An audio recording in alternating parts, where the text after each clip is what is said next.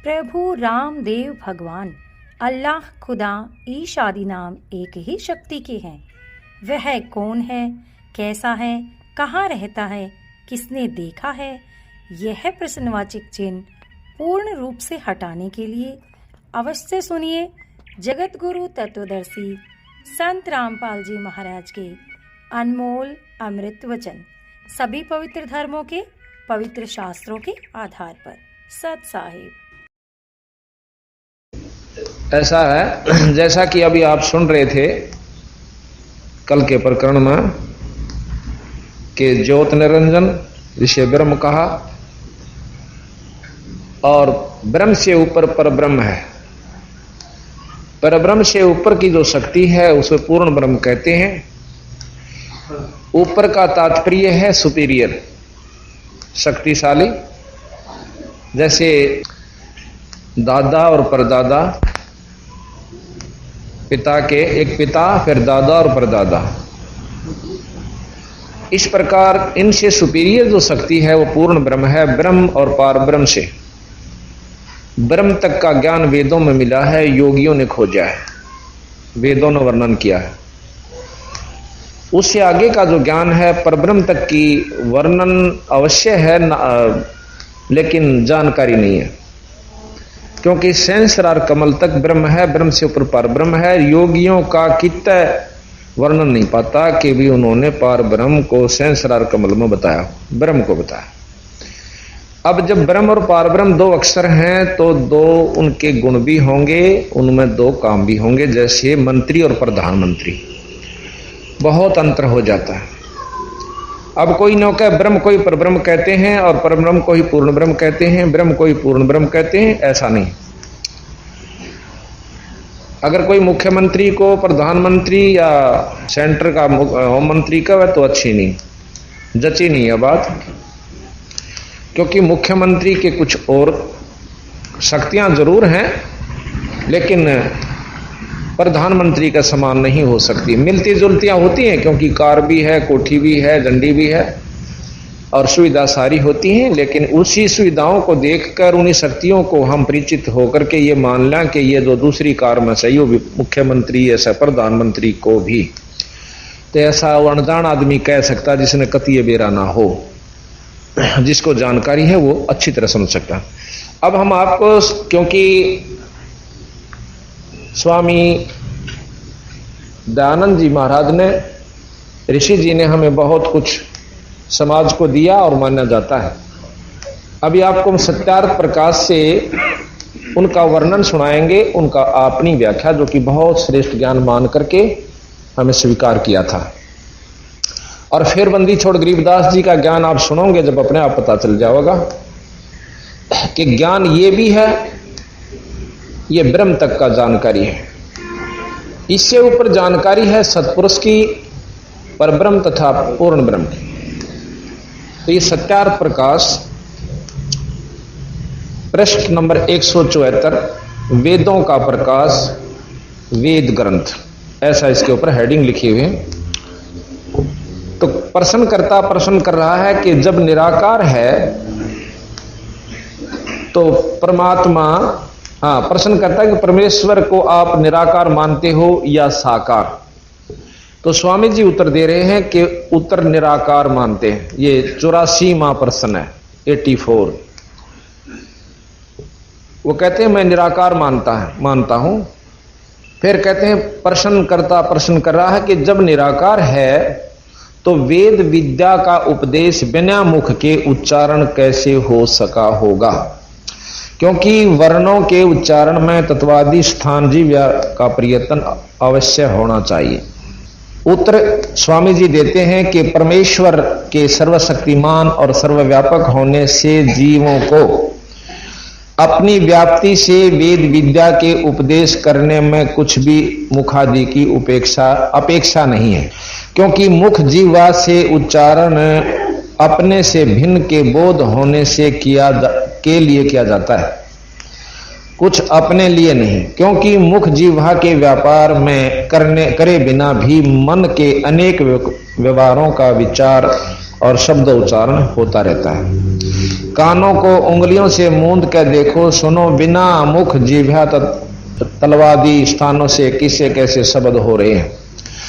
वैसे जीवों को अंतर्यामी रूप से उपदेश किया है, किंतु केवल दूसरों को समझाने के लिए उच्चारण करने की आवश्यकता है। जब परमेश्वर निराकार सर्वव्यापक है तो अपनी अखिल वेद विद्या का उपदेश जीवस्थ स्वरूप से जीवात्मा में प्रकाशित कर देता है, फिर वह मनुष्य अपने मुख से उच्चारण करके दूसरों को सुनाता है, इसलिए ईश्वर में दोष नहीं आता।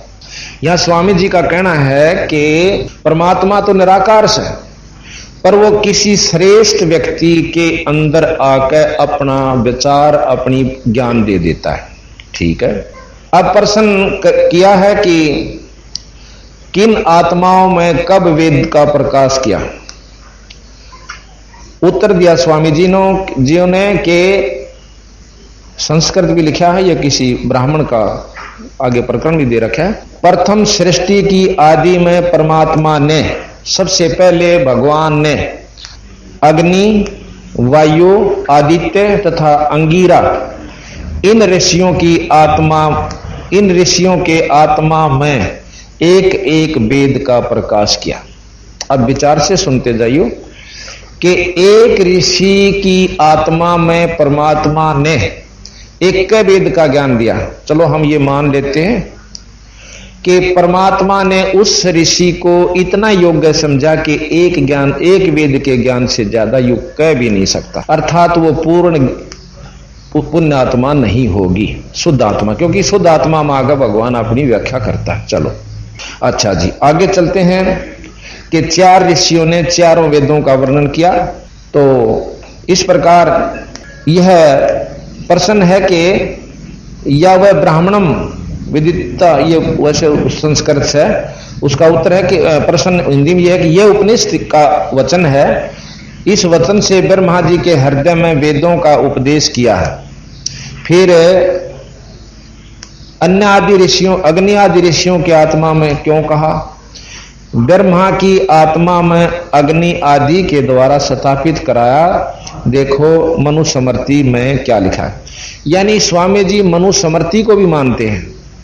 उधर से जो ब्राह्मण 4-5 ग्रंथ हैं, उन ब्राह्मण ग्रंथों को भी मानते हैं कि उनमें भी भगवान ने आकर अपनी व्यवस्था दी और उन ऋषियों ने अपनी व्याख्या अपने अनुसार, क्योंकि परमात्मा ने बताया उन्होंने लिखा, ऐसा इनका मानना है।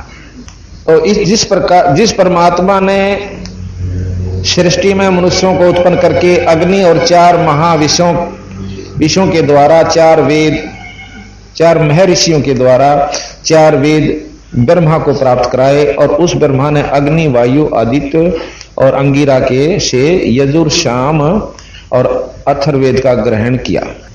अब ये स्वामी जी मानते हैं कि मनुस्मृति में यूं लिख रखा है कि प्रथम परमात्मा ने ब्रह्मा को वेद दिए, और फिर वेद ब्रह्मा ने आगे इन 4 ऋषियों को के मुख से कहाया। अब इस बात को, इसको तथ्य लेकर चले हैं स्वामी जी, इसका सिद्ध हुआ कि यहां वो ब्रह्मा को मानते हैं। अगर मनुस्मृति को समर्थता दी है तो ब्रह्मा भी माना है इन्होंने। उधर से कहते हैं कि ब्रह्मा कोई ऐसा वो नहीं है, वो एक आदमी था, व्यक्ति था। अब आगे लेते हैं कि प्रश्न किया कि किसी देश भाषा में वेदों का प्रकाश न करके संस्कृत में क्यों किया। अब स्वामी जी कहते हैं कि जो किसी देश भाषा में प्रकाश करता तो ईश्वर पक्षपाती होता।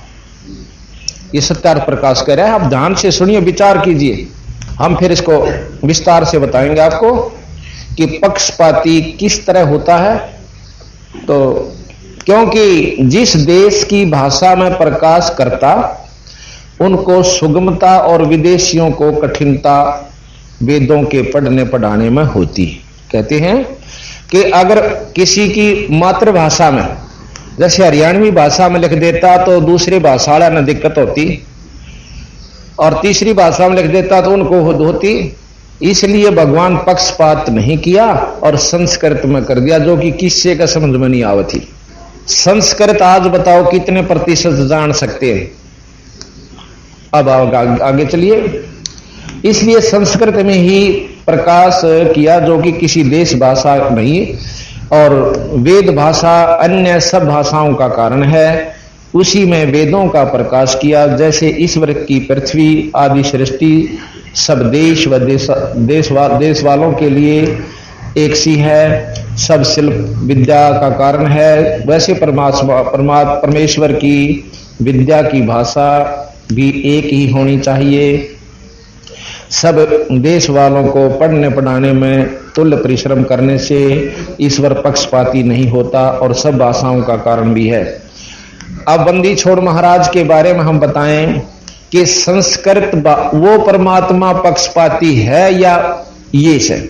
गरीबदास परमात्मा ने सब भाषाओं में अपने उन्हीं चारों वेदों को सरलार्थ किया, सरल किया और जो का तुम और सब शास्त्रों को बताया कति जाटू भाषा में, जिस भी देश की जैसी भाषा इस ग्रंथ साहिब में सभी देश और प्रदेश की सभी भाषाओं का मिश्रण है। उर्दू, फारसी, अरबी, तुर्कानी, हिंदी, कति मातृभाषा, वहां की भी मातृभाषा। एक शब्द है इसमें पोइस बाबा पोइस है, चला जावे पथ पोइस है, और जिन पोइस का मर्म ना जाना वो जन्म आकार आगे पोइस पाछे पोइस पोइस पोइस ओइस है, और जिन पोइस का मर्म ना जाना जन्म आकारत खोइस है। गरीबदास चल वहां जा छोड़ो जहां आवागमन नहीं होइस है। ये एक बिहार की भाषा है। एक बिहारी था कि वो कहने लगा जी पोइस रास्ते को कहते हैं, रा के सब पंथ कहते हैं, पंथ पंथ हो रहा है, रास्ता रास्ता हो रहा है। रास्ता असली वो से जो सत मार्गदर्शक आपको देवे।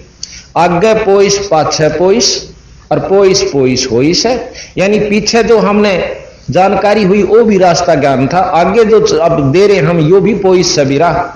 जहां तक वेद बता गए डट गए हम वहां से आगे आपको बता रहे हैं यो भी रास है।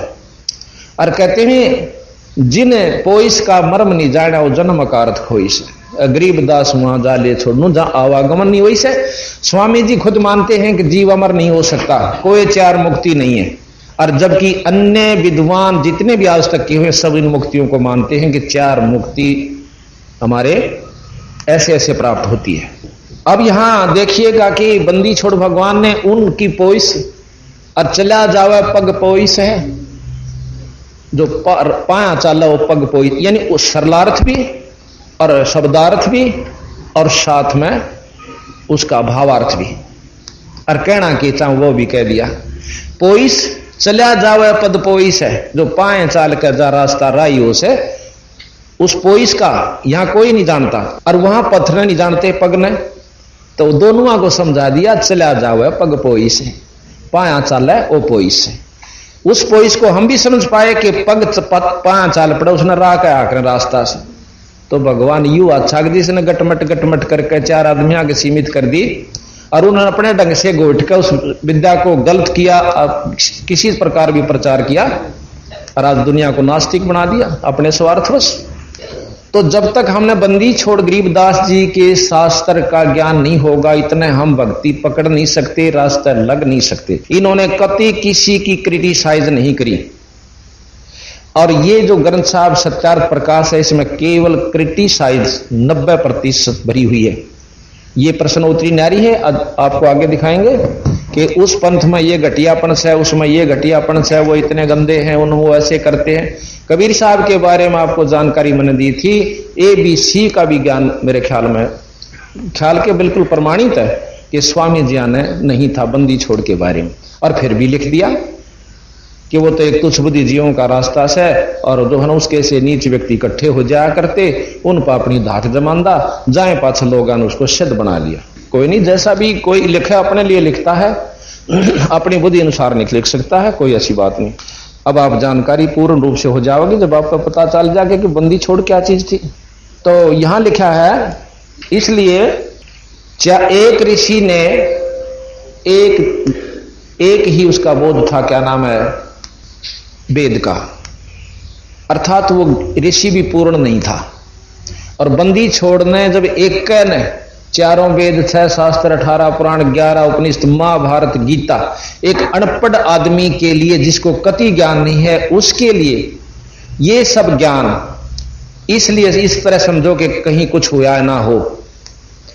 आप नवजात शिशु को 10 साल के बच्चे ने पकड़ो और उससे पूछो कि महाभारत कब हुई थी, वेद के बताओ से, वो नहीं बता सकता। वो कन्नो कहेगा कि उसे वेद किसे कहें से वेद। और ये 10 साल के बच्चे ने बंदी छोड़ कबीर साहब गरीबदास जी ने अपनी वो चारों वेद बताए, 18 पुराण, 11 उपनिषद, महाभारत, गीता, वो सब कुछ लिख दे और फिर अगला अपना भेद बता दिया। यहां तक बिल्कुल सही मिला दिया कि ये ठीक से भाई। अर्थात उस बच्चे ने जब वो पिछला ज्ञान था तो आगे जो लिख रहे हैं वो गलत नहीं हो सकता जब पिछला सही मिला है। तो इसके बाद हम आपको बताते हैं आगे बंदी छोड़ने। ईश्वर निराकार है, वह आकार में नहीं आता। ये 155 पेज पे है। और उधर से आपने यजुर्वेद के 5वें अध्याय के 32वें श्लोक में कल परसों हमने बताया था कि वो खुद मानते हैं, वेद मानते हैं। महर्षि जी तो चाहे ना भी मानते, परंतु वेदों का तो सरलार्थ उन्होंने जो का तुम किया कि वो ईश्वर, वो कबीर नाम का परमात्मा एक, और वो सर्वव्यापक है, जिससे सारी सृष्टि चेतन है, सबका आधार है। वो अपने सत धाम युक्त है। धाम स्थान को कहते हैं। जब भगवान का स्थान है, लोक है, तो वो आकार में भी है, अर्थात निराकार निरा नहीं है। यही कबीर साहब कहते हैं कि वो आकार में भी है। आकार किसे कहते हैं? जैसे हमने निर्गुण सरगुण निराकार शक्ति क्या होती है, जिस प्रकार प्रधानमंत्री अपने निवास स्थान पर या कार्यालय में या कहीं अपनी सरकारी दौरे पर होगा आकार रूप में, पर प्रधानमंत्री की निराकार शक्ति सत्ता, उसकी धाक हिंदुस्तान के कण कण में व्यापक है, कोने कोने में। उसी प्रकार मुख्यमंत्री की भी निराकार शक्ति अपने राज्य में के कण कण में व्यापक है। उससे नीचे आ जाइए, डिप्टी कमिश्नर, एसपी या और बड़े अधिकारी ले लीजिए, कोई भी किसी महकमे का है, उस बड़े अधिकारी की अपनी शक्ति भी उसके महकमे के हर कार्य क्षेत्र में सर्वव्यापक है। ये देवी देवता महाजन दूसरे अफसर। तो इस प्रकार मतलब ये मतलब उदाहरणार्थ कह रहा हूं मैं, इनको देवी देवता ना समझो कि ये देवी देवता है, ये उदाहरण दे रहे हैं। इस प्रकार निराकार शक्ति है। तो इसी प्रकार निराकार रूप में निरंजन अपने लोक में है, जैसे आपको कल दिखाया था। इसका अलग से एक लोक भी है और आकार रूप में, और निराकार रूप में सर्वव्यापक है अपने 21 ब्रह्मांड में, जैसे मुख्यमंत्री अपने राज्य में पूर्ण रूप से व्यापक है। इससे ऊपर परब्रह्म है अक्षर पुरुष का, जिसके नीचे पता नहीं कितने निरंजन अंश, और वो भी जैसे मुख्यमंत्री के नीचे 10-12 जिले, कई बड़े राज्यों में 20-20, 25-25 भी हैं जिले आते हैं, डीसी आते हैं, आईएएस अफसर आते हैं, कमिश्नर आते हैं। और इनसे ऊपर मुख्यमंत्री प्रधानमंत्री है, जिसके नीचे कई मुख्यमंत्री उनके आ जाते हैं, यानी वो ज्यादा शक्तिशाली है। कबीर साहब ने जो का तो भेद दिया है, और महर्षि दयानंद जी तथा अन्य ऋषियों ने केवल ब्रह्म तक की जानकारी दी है। ये आप सत्कर मानिए। प्रश्न किया कि ईश्वर साकार है कि निराकार? उत्तर मिला निराकार, क्योंकि साकार होता तो व्यापक नहीं हो सकता। जब व्यापक है न होता तो सर्वादि गुणों भी ईश्वर के में न घट सकते, क्योंकि परिमित वस्तु में गुण कर्म स्वभाव की परिमित नहीं है, परिमित रहते हैं। वह शीतोषण अक्षुदा तृषा और रोग दोष छेदन भेदन से भी रहित नहीं हो सकता। ये सब जैसे राजा नौका को तो भूखा भी मर सका है, नौका ना भाई, जैसे ही इनका भाव ये है कि भगवान आकार में है तो उसका सारे दुख होंगे, ये गलत है। जब परमात्मा ही हो गया उस पर दुख किसे, चाहे आकार में है चाहे निराकार में। इब कोई नौका कि राजा निराकार शक्ति नहीं हो सकती, ना आकार में नहीं रह सकता, क्योंकि वो भी आम आदमी की तरह दुखी होना पड़ेगा, उसने भूखा भी मरना पड़ेगा, माछर भी खाएंगे। ये कति नहीं हो सकता राजा में। राजा के पास वो सुविधा है, वो ठाठ करेगा और आकार में रहेगा। तो ये मतलब है सतगुरु कबीर साहब अनुसार, गरीबदास जी अनुसार कति मिथ्या भाषण है। ये भी नहीं कहेंगे कि मिथ्या है कि इनको जानकारी इतनी थी कि परमात्मा आकार में नहीं आ सकता। अब जंगल में रहने वाले जंगलियों को कदे जान कभी राजा नहीं देखा हो और ना राजा के बारे में पता हो किसा होया करे, पर भय जरूर न हो, भयभीत हो जाते हैं। जैसे राजा के अनुचर जाकर उन्हें कूट छेत दें, गोलीता ही मार दें, उनको बदमाशी करते हो, तो उनको भय जरूर से कि कोई शक्ति सी है जो वहां से आकर हमने तंग कर जाती है। जैसे अवतार जाते हैं यहां से, वहां से आते हैं। तो इस प्रकार हम कति अपरिचित हैं उस परमात्मा के बारे में जो कि आकार और निराकार में है। अगर हम केवल आकार में निराकार में मानते हैं तो ये सारे वेद फेल, ना सारे शास्त्र फेल। हमने और आकार में मानते हैं तो स्वामी जी फेल और ब्रह्म भी फेल, वेद भी फेल। हमने दोनों को लेकर चलना होगा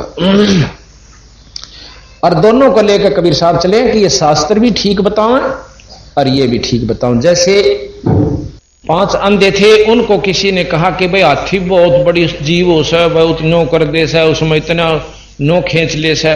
नो बोला वो हाथी हमने भी दिखा दो। 5 अंधों को हाथी के पास जाकर छोड़ दिया। अब एक कहता पांठ आगे, एक का पूछड़, एक पेट तले के यानी शरीर पर हाथ फेरे से, और दूसरे का उसकी सूंड ठहगी, एक का कान का हाथ लग गया। पूर्ण विवरण ले लिया उसका कान का, किसा हो से, छाज कैसा हो से, अपने मन में विचार किया। फिर हाथी के पांव जिसके ठहरे थे वो आकर के फिर पूछा भाई देखा है हाथी? खूब देखा है। ये जो समाधिस्थ होने वालों के ऊपर व्याख्या है अनजानपने में। तो वहां क्या हुआ, जिसका पांठ आए थे उन्होंने बोला हाथी बताऊं किसा हो से? अग देख थांब का हाथ लाके ने बोला थांब कैसा हो से। जिसका पुछड़ ठाई थी ने बोला पटे कैसा हो सा हाथी। जिसका कान्ना का विवरण लेकर आया था पूरी जानकारी ने बोला छाज देखा है हाथी, छाज कैसा हो से जैसा होता है। और सूंड ठाई थी ने बोला एक रबड़ की नाली सी हो ना मोटी, ईसा हो सा हाथी। और छोड़ने ने हाथी तो भाई थांब कैसा हो से। जिसका पेट पर हाथ फेरा था ने बोला बेटोड़े कैसा हो सा हाथी थे, क्यों करड़ा करड़ा भी हो से और भारा भी इतना है हो से। तब 5 मुक्कम मुक्का घुसम घुसे। एक आ गया क्यों लड़ो सो, ने बोला इसने बेरा न ब्यारी अरनो का हाथी छाज कैसा हो से। हाथी तो ईसा मोटा हो से, थांब कैसा। और उन तो भाई के बोला बेटोड़े कैसा हो सा हाथी, तो वही कैसे न बेरा है कौन। एक का बोला पटे कैसा हो से। तो वो ने बोला जिसको पूर्ण जानकारी है बीरा ये उसके अंग है, इन सबको मिलाकर हाथी बने थे। अब कोई तो विष्णु ने भगवान मान रहा, कोई शंकर जी ने, कोई ब्रह्मा जी ने, कोई हनुमान जी ने, कोई गणेश ने, कोई माता ने, और कोई क्या नाम ब्रह्म तक ही सीमित हो गए बंदी छोड़ के हैं कि ये उस पूर्ण ब्रह्म के अंश है, ये पूर्ण परमात्मा नहीं है। इन तक काम डग रहा है उसका, और उससे भिन्न भी नहीं, क्योंकि हर जीव महाराज कबीर साहब से आए हैं सतपुरुष से। तो इस प्रकार की व्याख्या जो बंदी छोड़ने दी है बिरा यो किता मिलेगी। इसलिए परमात्मा भी शरीर धारण नहीं कर सकता, क्योंकि वो सारा दुखी हो जाए। फिर ऐसे भी यहां सिद्ध पुरुष हुए हैं जिनमें अग्नि का भी असर नहीं होता।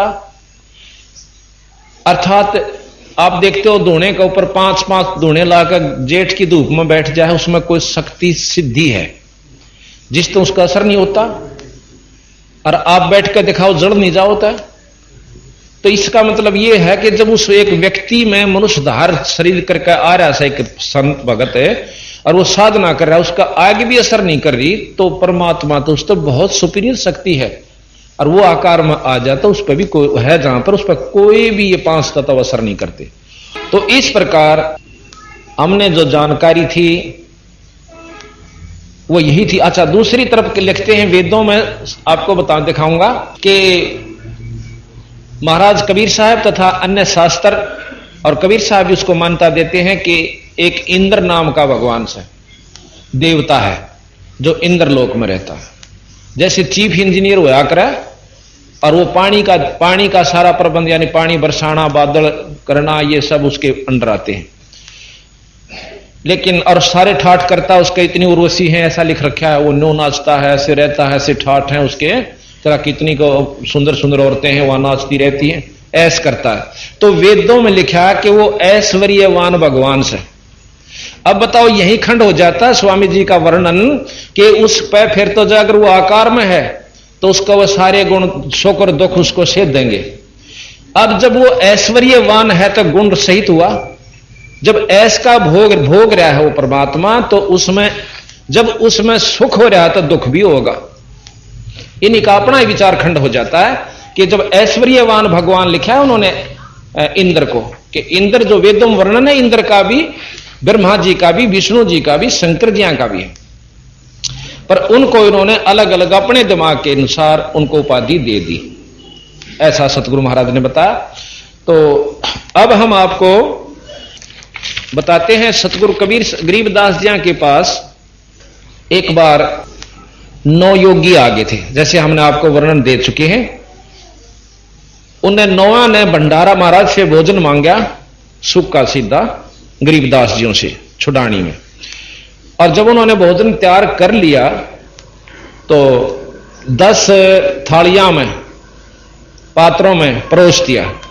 9 योगी 10 में बंदी छोड़ गरीबदास जी छुड़ानी आले जमींदार जाट कहो। वैसे संत जाति नहीं मानते, लेकिन या फीत जो लाग रही है ना, न्यू बतानी पड़ा है। कदे को नो सोचे विद्वान और संस्कृत विज, संस्कृत के ज्ञाता विद्वान ही ईश्वर प्राप्ति कर सकते हैं, या कति भूल से भाई। इस चौंध को तोड़ने के लिए हम जाति जो संसारिक है बतानी पड़ रही है। जैसे रविदास जी को बताया कि वो चमार जाति में थे, इसलिए कि उन्होंने 700 ब्राह्मणों को भी नतमस्तक कर दिया, अर्थात विद्वानों की विद्वता की आवश्यकता नहीं, आत्म कल्याण के लिए। तो सभी जब 10 थालियां में खाना परोस दिया गया और महाराज गरीबदास जियों को भी उन्हें विनय करके बिठा लिया कि आप भी भोजन पा लो। सतगुरु महाराज कहे थे आप भोजन पाओ, हम तो यहीं रहते हैं, फिर बाद में खा लेंगे। नहीं, आपने जरूर खाना होगा। सतगुरु महाराज बैठ जाते हैं। 9 योगी बैठ गए, 10 योगेश्वर जो कि आकाश से उड़ के आते हैं, और महाराज जी भी बैठ के खड़ा होकर एक ने शंख बजा दिया। 33 करोड़ देवता आकाश मार्ग से आकर के साधु रूप में वहां सारी छुड़ानी की जमीन पर खत्म हो जाते हैं। बहुत दूर तक ग्रीष्म ऋतु थी, पहले जमीन खाली पड़ी रहा करती थी, और कहने लगा वो योगी के इन सबको भोजन करवा दो। बंदी छोड़ने अपनी शक्ति से उन सबको अपनी थाली पर चादर डाल के और सबको भोजन, वहीं से ऑटोमेटिक अपने आप थालियां चलती हैं, सबको भोजन करवा दिया। इस शक्ति को देखकर वो 9 योगी कहने लगे, हे महाराज, हमने नहीं मालूम था कि आपकी स्तुति सुनी थी, आपकी महिमा सुनी थी, पर न्यों नहीं पता था कि आप सच्चे इतने महान सो। फिर बंदी छोड़ने बोले कि तुम न्यों सोचते हो कि मैंने वेद के बारे में ज्ञान नहीं है, अब मैं आपको वेद के बारे में ज्ञान देता हूं। महाराज जी कहते हैं कि वेद जहां तक ज्ञान देते हैं हम उसको सत्य मान रहे हैं। गरीबदास जी महाराज कहते हैं ऐसा सत्य नहीं माना हमने, लेकिन उस वेद के ज्ञान से काम नहीं चलता, जीव जन्म मरण तक बंद खत्म नहीं होता, ऐसा सतगुरु महाराज का कथन है। अब आप सुनिएगा। एक समय 9 योगेश्वर बार बार कह रहे थे कि वेदों में ऐसे लिखा है, वेदों में यह साधना लिखी है। कभी कहते थे वेदों में यह क्रिया लिखी है, ब्रह्म रंध्र खोलने की। यह वेद किसे कहते हैं, कृपा बताने का कष्ट करें।